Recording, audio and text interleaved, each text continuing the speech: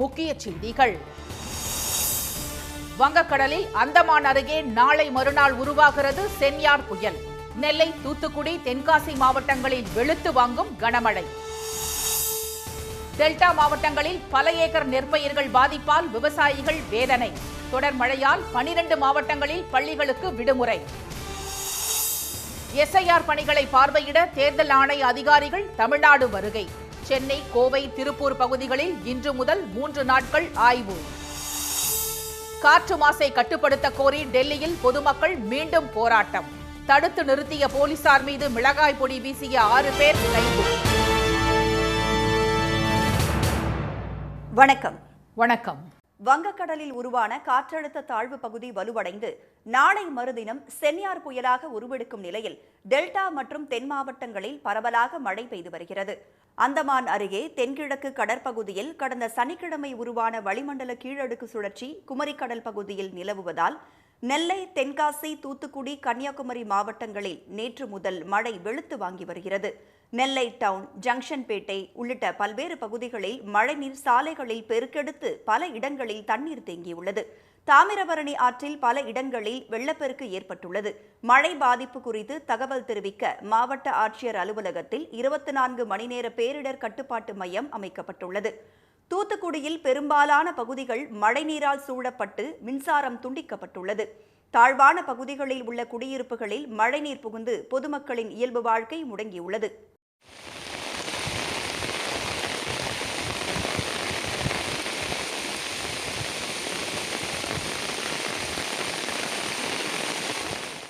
ஸ்ரீவைகுண்டம் அணையிலிருந்து வினாடிக்கு 11,000 கன அடி நீர் வெளியேற்றப்பட்டு வருவதால் தாமிரபரணி கரையோரம் வசிப்போர் பாதுகாப்பாக இருக்க அறிவுறுத்தப்பட்டுள்ளனர். தேசிய பேரிடர் மீட்பு படையினரும் தயார் நிலையில் வைக்கப்பட்டுள்ளனர். திருச்செந்தூர் கடற்கரையில் கடல் அரிப்பு ஏற்பட்டு மணல் முழுவதும் கடலுக்குள் இழுத்துச் செல்லப்பட்டது. ஸ்ரீவில்லிபுத்தூரில் பலத்த காற்றுடனும் சிவகாசியில் விட்டு தொடர் மழை பெய்துள்ளது. கொடைக்கானல், பழனி இடையே பிரதான சாலையில் தொடர் மழை காரணமாக சில பகுதிகளில் மண்சரிவு ஏற்பட்டதால் போக்குவரத்து நெரிசல் ஏற்பட்டு வாகன ஓட்டிகள் பெரும் அவதிக்கு ஆளானார்கள்.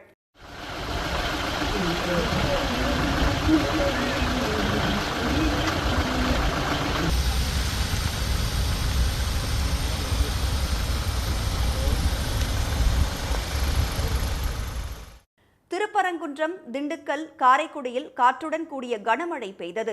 சிவகங்கை மாவட்டம் திருப்பத்தூர் உள்ளிட்ட பல பகுதிகளில் பரவலாக மழை பெய்தது. புதுக்கோட்டை, திருமயம், கந்தர்வக்கோட்டை உட்பட பல பகுதிகளிலும் மழை கொட்டி தீர்த்தது. கரம்பக்குடி அருகே அங்கன் விடுதி கிராமத்தில் சில குடியிருப்புகளில் மழைநீர் சூழ்ந்தது. ராமநாதபுரம் பகுதியில் பரவலாக கனமழை பெய்தது.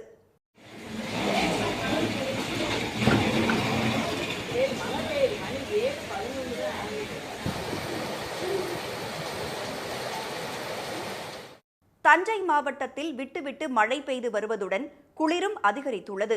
சீர்காழி, கும்பகோணம், மயிலாடுதுறை, திருவிடைமருதூர், திருபுவனம் பகுதிகளில் நல்ல மழை பெய்துள்ளது. சிதம்பரம், புவனகிரி, அண்ணாமலை நகர் பகுதிகளில் விட்டு கனமழை பெய்து வருகிறது. தேனி, கம்பம், கூடலூர், மதுரை மாவட்டம் மேலூர் பகுதிகளிலும் கனமழை கொட்டியது. கோவையில் விட்டு மழை பெய்தது. தொடர் மழை காரணமாக நெல்லை, தூத்துக்குடி, தென்காசி, விருதுநகர், ராமநாதபுரம், சிவகங்கை, திருச்சி, புதுக்கோட்டை, தஞ்சை, திருவாரூர், மயிலாடுதுறை, கள்ளக்குறிச்சி, நாகை, கரூர் மாவட்டங்களில் பள்ளிகளுக்கு விடுமுறை அறிவிக்கப்பட்டுள்ளது. தென்காசி, நெல்லை மாவட்டங்களில் கல்லூரிகளுக்கும் விடுமுறை அறிவிக்கப்பட்டுள்ளது. புதுச்சேரியில் பள்ளி கல்லூரிகளுக்கு விடுமுறை அறிவிக்கப்பட்டுள்ளது. மனோன்மணியம் சுந்தரனார் பல்கலைக்கழக தேர்வுகள் ஒத்திவைக்கப்பட்டுள்ளன. இந்நிலையில் வங்கக்கடலில் நிலவும் காற்றழுத்த தாழ்வு பகுதி வலுவடைந்து நாளை மறுநாள் புயலாக உருவெடுக்கும் என வானிலை மையம் அறிவித்துள்ளது. ஐக்கிய அரபு அமீரகம் வழங்கிய சென்யார் என பெயர் சூட்டப்பட்டுள்ள இந்த புயலின் தாக்கத்தால் தமிழ்நாடு, புதுச்சேரியிலும் அந்தமான் நிக்கோபார் தீவுகளிலும் மிக கனமழை பெய்ய வாய்ப்புள்ளதாக அறிவிக்கப்பட்டுள்ளது. தொடர் மழை காரணமாக திருத்துறைப்பூண்டி அருகே ஆயிரக்கணக்கான ஏக்கர் நெற்பயிர்கள் சேதமடைந்துள்ளதாக விவசாயிகள் கவலை தெரிவித்துள்ளனர். திருவாரூர் மாவட்டத்தில் கடந்த 3 நாட்களாக பெய்து வரும் தொடர் கனமழையால் தாழ்வான பகுதிகளில் தண்ணீர் தேங்கியுள்ளது. மேலும் மாங்குடி, வடசங்கந்தி, உதய மார்த்தாண்டபுரம், குன்னலூர், ஆலத்தம்பாடி உள்ளிட்ட பல்வேறு பகுதிகளில் 2000 ஏக்கரில் சம்பா தாளடி பயிர்கள் தண்ணீரில் மூழ்கியுள்ளதால் விவசாயிகள் வேதனை அடைந்துள்ளனர். கடன் வாங்கி ஏக்கர் ஒன்றுக்கு ரூபாய் 30,000 வரை செலவு செய்து சம்பா சாகுபடியை தொடங்கிய நிலையில் பயிர்கள் அழிந்துள்ளதால் நஷ்டத்தை சந்திக்கும் நிலைக்கு தள்ளப்பட்டுள்ளதாக அவர்கள் கூறினர். வடிகால் தூர்வாரி சுத்தம் பண்ணி கொடுக்காம வருஷம் இதே மாதிரி நாங்க நட்டமடைஞ்சு நாங்க எப்படி சார் முன்னேறது, நாங்க எப்படி சார் பிழைக்கிறது, பிள்ளை குட்டியெல்லாம் எப்படி படிக்க வைக்கிறது, நல்லதுக்கிறது பண்றது. தயவு பண்ணி அரசாங்கத்துல எல்லாரும் பார்த்து எங்களுக்கான தீர்வை வழங்கணும். எங்க வயலெல்லாம் முழுந்து கிடக்குது, 4-5 வேலையும் நகை பகை பூரா இருந்தது போனதெல்லாம் அனுபவிச்சு நாங்க சந்தியில நிக்கிறோம். வடிகால் வாய்க்கால்கள் முறையாக தூர்வாரப்படாததே தண்ணீர் வடியாததற்கு காரணம் என விவசாயிகள் வேதனை தெரிவித்தனர். விருதுநகர் மாவட்டம் காரியாப்பட்டி அருகே எஸ் மரைக்குளம் பகுதியில் அறுவடைக்கு தயாராக இருந்த 500 ஏக்கர் பரப்பிலான வெங்காய பயிர்கள் நீரில் மூழ்கி சேதமடைந்தன. வேளாண் துறை அதிகாரிகள் பாதிக்கப்பட்ட பகுதிகளுக்கு நேரில் வந்து பயிர் சேதங்களை முழுமையாக கணக்கீடு செய்ய வேண்டும் என்று விவசாயிகள் கோரிக்கை விடுத்தனர். ஒரு ஏக்கருக்கு 80,000 ரூபாய்க்கு மேலே செலவு பண்ணியிருக்கோம். பயிர் 10 நாளில் எடுக்கக்கூடிய பயிர் இந்த மாதிரி மழையின் காரணத்தினால ஏகப்பட்ட சேதராகி ரொம்ப சேதமாயிடுச்சு. இதை அரசாங்கம் எங்களுக்கு உரிய நடவடிக்கை எடுத்து இன்சூரன்ஸ் இதுகள்லாம் இது வரைக்கும் எதுவுமே வழங்கலை. தென்காசி மாவட்டம் ஆலங்குளம் மற்றும் அதன் சுற்றுவட்டார பகுதிகளில் வெண்டை, கத்தரி, தக்காளி, வெங்காயம் உள்ளிட்ட பயிர்கள் அதிக அளவில் பயிரிடப்படுகிறது. அதேபோல அம்மன் பொன்னி, அட்சய பொன்னி வகை நெல் சாகுபடி பணிகள் முழுவீச்சில் தொடங்கியுள்ளன. 90 நாட்களில் அறுவடை செய்யப்படும் நிலையில் நெல்மணிகளை சேமித்து வைக்க போதிய இடவசதி இல்லாததால் ஆலங்குளத்தில் அரசு கொள்முதல் நிலையம் அமைக்க வேண்டும் என விவசாயிகள் வலியுறுத்தினர். யூரியா உர தட்டுப்பாட்டை போக்க விரைந்து நடவடிக்கை எடுக்க வேண்டும் என அதிகாரிகளுக்கு அவர்கள் கோரிக்கை விடுத்துள்ளனர்.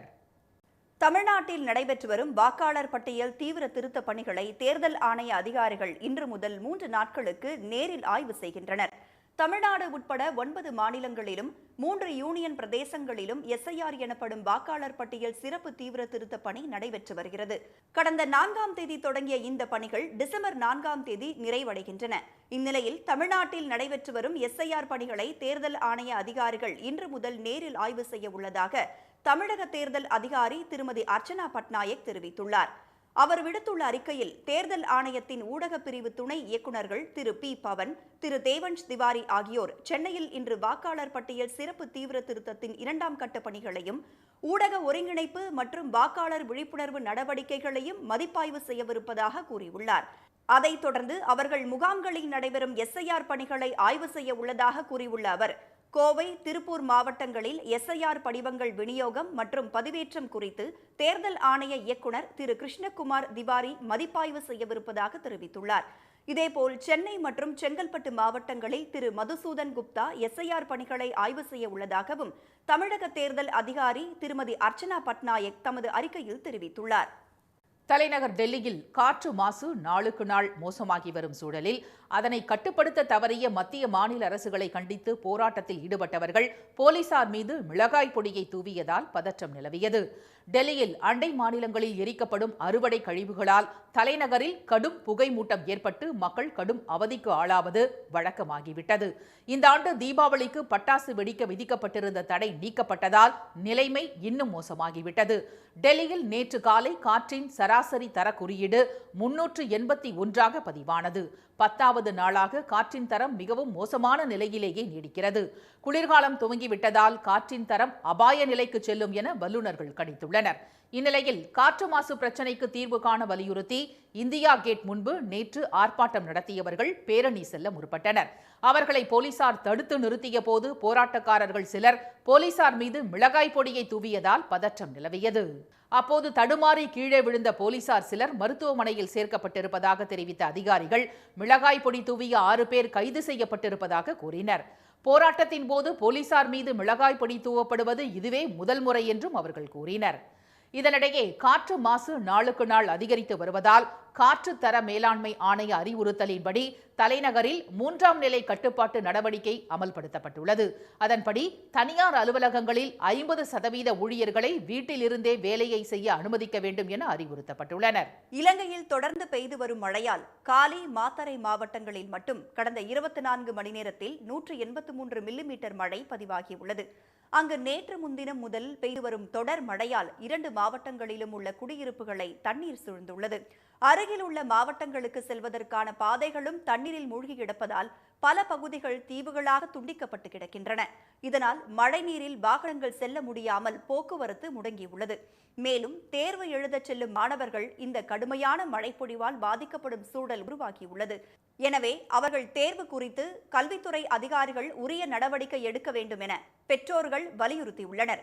இந்நிலையில் வங்கக்கடலில் நிலவும் வளிமண்டல சுழற்சி காரணமாக இலங்கையில் 27ஆம் தேதி வரை கனமழை பெய்ய வாய்ப்புள்ளதாக அந்நாட்டு வானிலை ஆய்வு மையம் தெரிவித்துள்ளது. சபரிமலை ஐயப்பன் கோயிலில் நெய் அபிஷேக நேரத்தை அதிகரிக்குமாறு பக்தர்கள் கோரிக்கை விடுத்துள்ளனர். பிரசித்தி பெற்ற ஐயப்பன் கோவிலில் மண்டல பூஜை மற்றும் மகர விளக்கு தரிசனத்திற்காக நாள்தோறும் காலை 4 மணி முதல் நண்பகல் 12 மணி வரை நெய் அபிஷேகம் நடைபெறும். பக்தர்கள் இருமுடியில் கட்டி எடுத்து வரும் நெய் மூலம் இது நடைபெறுவதால் பகல் 12 மணிக்குள் நெய் அபிஷேகம் செய்ய முடியாத பக்தர்கள் அடுத்த நாள் வரை கோவிலில் தங்கியிருக்க வேண்டிய நிலை உள்ளது. இதன் காரணமாக பக்தர்கள் மேலும் ஒரு நாள் சபரிமலையில் தங்கும் சூழல் உருவாவதால் கூட்ட நெரிசலை தவிர்க்க நெய் அபிஷேகம் நடைபெறும் நேரத்தை அதிகரிக்குமாறு பக்தர்கள் வலியுறுத்தியுள்ளனர். 48 நாள் விரதம் இருந்து அந்த நெய்யை இருமுடியில் இருக்க நெய்யை ஐயனுக்கு அபிஷேகம் பண்ணி நம்ம வீட்டுக்கு செல்லணும்னு வர்றாங்க. அது 12 மணியோடு முடிகிறனால அவங்க ஒரு நாள் ஃபுல்லாக மலையில் தங்கி அடுத்த நாள் காலையில் அந்த நெய்யபிஷேகம் பண்ணுறதுனால தேவையில்லாத கூட்டம் அங்கே ஏற்படுது. இதனால் நெய்யபிஷேகத்தை அதிகரிச்சாங்கன்னா கொஞ்சம் பக்தர்கள் நல்லபடியாக சாமி தரிசனம் பண்ணிட்டு உடனடியாக கீழே இறங்கிடுவாங்க. சபரிமலை தரிசனத்திற்கு ஆன்லைன் முன்பதிவு கட்டாயமாக்கப்பட்டுள்ள நிலையில் முன்பதிவு செய்யாமல் செல்வோருக்காக தினமும் 5000 பேருக்கு பம்பையில் உடனடி முன்பதிவு வசதி ஏற்படுத்தப்பட்டுள்ளது. ஐயப்பன் கோயிலில் அலைமோதும் கூட்டத்தை கட்டுப்படுத்த இதனை முறைப்படுத்துமாறு பக்தர்கள் கோரிக்கை விடுத்துள்ளனர். SIR படிவத்தில் கேட்கப்பட்டுள்ள உறவுமுறை குறித்த தகவல்களை நிரப்ப முடியாமல் திணறுவதாக வாக்காளர்கள் குற்றம் சாட்டியுள்ளனர். தமிழ்நாட்டில் வாக்காளர் பட்டியல் சிறப்பு தீவிர திருத்த பணி கடந்த 4ஆம் தேதி முதல் மேற்கொள்ளப்பட்டு வருகிறது. SIR படிவங்கள் விநியோகிக்கப்பட்டு வரும் நிலையில் அவற்றை நிரப்புவதில் குழப்பம் நிலவுவதாக பொதுமக்கள் கூறினர். சென்னை வண்ணாரப்பேட்டையில் இருந்து எழும்பூருக்கு முகவரி மாற்றிய வாக்காளர் ஒருவர் 4 நாட்களாக தனது விண்ணப்ப படிவத்தை கேட்டு அலைக்கழிக்கப்பட்டு வருவதாக புகார் எழுந்துள்ளது. தேர்தல் ஆணைய இணையதளத்தில் தன்னுடைய பெயர் எழும்பூரில் உள்ள வாக்குச்சாவடியில் இருப்பதாக கூறும் அவர் விண்ணப்பம் வரவில்லை என வாக்குச்சாவடி நிலை அலுவலர் கூறியதாக வேதனை தெரிவித்தார். வண்ணாரப்பேட்டையில இருந்து இப்போ அந்த அட்ரஸ் சேஞ்ச் பண்ணேன். இப்போ எக்மூருக்கு சேஞ்ச் பண்ணேன். கார்டு மட்டும் வந்துருச்சு. எனக்கு கார்டு வந்தோடனே நான் இங்கே வந்து பூத்து இதுக்கெல்லாம் காட்டுது, இந்த பூத்து தான் சொல்லி காட்டுது. நம்பர்லாம் கொடுத்துட்டாங்க, ஆனால் ஃபார்ம் மட்டும் இங்கே வரலன்னுங்கிறாங்க. சென்னை எழும்பூர் வரதராஜபுரத்தில் உள்ள வாக்காளர் உதவி முகாமில் தனது உறவினருக்கு படிவம் வரவில்லை என கூறி மூதாட்டி ஒருவர் வாக்குச்சாவடி அலுவலரிடம் ஆவேசத்துடன் கேள்வி கேட்டதால் அங்கு சலசலப்பு ஏற்பட்டது. மதுரை மாவட்டம் திருமங்கலம் பகுதியில் உள்ள வாக்குச்சாவடி மையங்களில் படிவத்தை பூர்த்தி செய்ய உரிய வழிகாட்டுதல் வழங்கவில்லை என பொதுமக்கள் குற்றம் சாட்டினர். படிவத்தில் உள்ள உறவுமுறை என்ற கேள்விக்கு பதில் கிடைக்காமல் கிராம மக்கள் தவித்தனர். எனவே இப்பணியில் ஈடுபட்டுள்ள அலுவலர்களுக்கு தனியாக பயிற்சி அளிக்க வேண்டும் என அவர்கள் கோரிக்கை விடுத்தனர். 1 வீக் ஆச்சு கேட்குறோம், ஒன்றும் வருங்காலம் பதில் வரல. அதான் இப்போ உறவின் முறைன்னு தெரியல.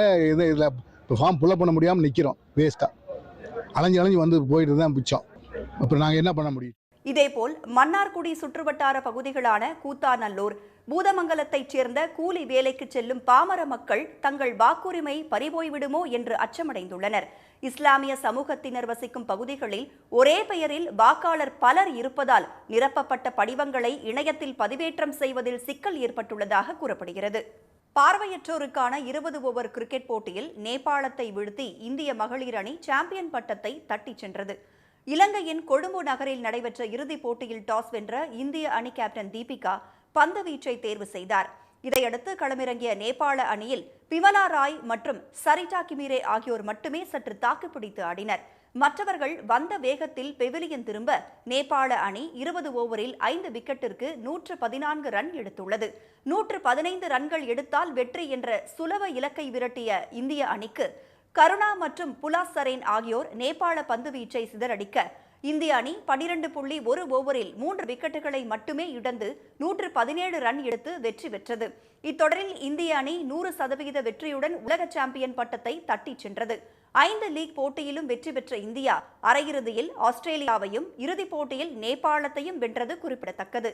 சாதனை படைத்துள்ள இந்திய மகளிர் அணிக்கு வாழ்த்துகள் குவிந்த வண்ணம் உள்ளன. துணிச்சல் வழிகாட்டும் போது வரலாறு படைக்கப்படுகிறது என எக்ஸ் தளத்தில் பதிவிட்டுள்ள தமிழக முதலமைச்சர் திரு ஸ்டாலின் அறிமுக T20 உலகக்கோப்பையை வென்ற நீங்கள் இந்தியாவின் பெருமையாகவும் உலகிற்கு உத்வேகமாகவும் உயர்ந்து நிற்கிறீர்கள் என பாராட்டியுள்ளார். தென்னாப்பிரிக்காவுக்கு எதிரான ஒருநாள் தொடரில் பங்கேற்கும் இந்திய அணிக்கு கேப்டனாக KL ராகுல் நியமிக்கப்பட்டுள்ளார். இந்தியா வந்துள்ள தென்னாப்பிரிக்க அணி 3 போட்டிகள் கொண்ட ஒருநாள் தொடரில் பங்கேற்கிறது. முதல் போட்டி வரும் 30ஆம் தேதி ராஞ்சியில் நடக்க உள்ளது. அடுத்த மாதம் 3ஆம் தேதி ராய்ப்பூரிலும் 6ஆம் தேதி விசாகப்பட்டினத்திலும் நடைபெறவுள்ள இத்தொடருக்கான 15 பேர் கொண்ட இந்திய அணி அறிவிக்கப்பட்டுள்ளது. கழுத்து வலி காரணமாக கேப்டன் சுப்மன் கில் விலகியதை அடுத்து புதிய கேப்டனாக ராகுல் தேர்வு செய்யப்பட்டுள்ளார். ரிஷப் பந்த் துணை கேப்டனாக இருப்பார். சீனியர் வீரர்களான ரோஹித் சர்மா, விராட் கோலி தங்களது இடத்தை தக்க வைத்துக் கொண்ட நிலையில் வேகப்பந்து வீச்சாளர்களான முகமது சிராஜ், ஜஸ்பிரீத் பும்ரா, சுழற்பந்து வீச்சாளர் அக்ஷர் பட்டேலுக்கு ஓய்வு வழங்கப்பட்டுள்ளது. ராகுல், ரோஹித் சர்மா, யசஸ்வி ஜெய்ஸ்வால், விராட் கோலி, திலக் வர்மா, ரிஷப் பந்த், வாஷிங்டன் சுந்தர், ரவீந்திர ஜடேஜா, குல்தீப் யாதவ், நிதிஷ்குமார் ரெட்டி, ஹர்ஷித் ராணா, ருத்துராஜ் கேக்வாட், பிரசித் கிருஷ்ணா, ஹர்ஷ்தீப் சிங், துருவ் ஜுரல் ஆகியோருக்கு வாய்ப்பு வழங்கப்பட்டுள்ளது. மீண்டும் முக்கிய செய்திகள். வங்கக்கடலில் உருவான காற்றழுத்த தாழ்வு பகுதி வலுவடைந்து நாளை மறுதினம் சென்யார் புயலாக உருவெடுக்கும் என சென்னை வானிலை மையம் அறிவித்துள்ளது.